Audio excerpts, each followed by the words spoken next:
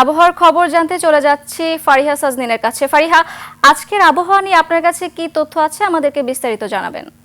Sunbit সব দিবে সামাল। সানবিট ম্যাজিক প্রেস ডিশওয়াশিং এর মাথা ঘোরানো সলিউশন।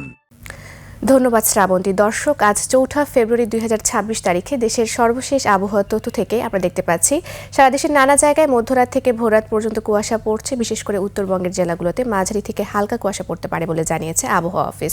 বর্তমানে উচ্চচাপ বলয়ের বর্ধিতাংশ পশ্চিমবঙ্গ এবং তৎসংলগ্ন এলাকায় অবস্থান করছে এবং সেই সাথে মৌসুমের স্বাভাবিক লঘুচাপটি দক্ষিণ বঙ্গোপসাগরে রয়েছে এবং এর একটি বর্ধিতাংশ উত্তর বঙ্গোপসাগর পর্যন্ত বিস্তৃত রয়েছে।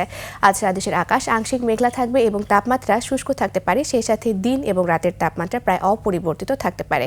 বর্তমানে বিশেষ কিছু অঞ্চলের তাপমাত্রা যদি আমরা দেখে থাকি তাহলে ঢাকায় রয়েছে 21 ডিগ্রি সেলসিয়াস, খুলনায় রয়েছে 20 ডিগ্রি সেলসিয়াস, রাজশাহীতে রয়েছে 19 ডিগ্রি সেলসিয়াস এবং রংপুরে রয়েছে 18 ডিগ্রি সেলসিয়াস। গতকাল সর্বনিম্ন তাপমাত্রা রেকর্ড করা হয়েছে শ্রীমঙ্গলে, যা 10.6 ডিগ্রি সেলসিয়াস এবং সর্বোচ্চ তাপমাত্রা রাঙামাটিতে যা 32.5 ডিগ্রি সেলসিয়াস। গত 24 ঘন্টায় চট্টগ্রামের সর্বোচ্চ তাপমাত্রা ছিল 30.2 ডিগ্রি সেলসিয়াস এবং সর্বনিম্ন তাপমাত্রা 18 ডিগ্রি সেলসিয়াস এবং সেই সাথে গত 24 ঘন্টায় রাজধানী ঢাকায় সর্বোচ্চ তাপমাত্রা ছিল 30.5 ডিগ্রি সেলসিয়াস এবং সর্বনিম্ন তাপমাত্রা 16.1 ডিগ্রি সেলসিয়াস। আজ ঢাকার আকাশ আংশিক মেঘলা থাকতে পারে এবং উত্তর অথবা উত্তর পশ্চিম দিক থেকে ঘন্টায় 8 থেকে 10 কিলোমিটার বেগে বাতাস প্রবাহিত হতে পারে। সেই সাথে আজ ঢাকায় সূর্যাস্ত হবে সন্ধ্যা 5:47 দর্শক, এ ছিল আমাদের আজকের আবহাওয়ার তথ্য।